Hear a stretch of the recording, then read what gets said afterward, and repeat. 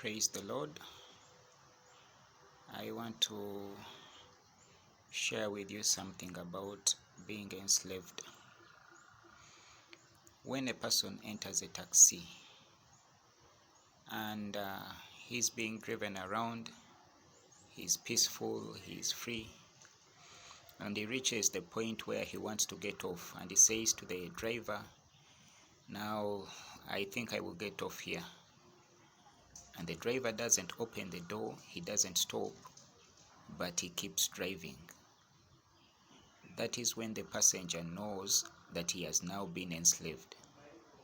He was enslaved all along, but he didn't know until he wanted to get off and couldn't get off. Okay, until he was tired of the journey, until he had reached his destination and he wanted to get off and he couldn't get off. That's when he knows that now I have been captured. I am a slave of this person, this driver. And it is the same with everything in life. How do you know that money has enslaved you? How do you know that sex has enslaved you? How do you know that anything, could be work, could be a person, could be anything? How do you know that it has enslaved you?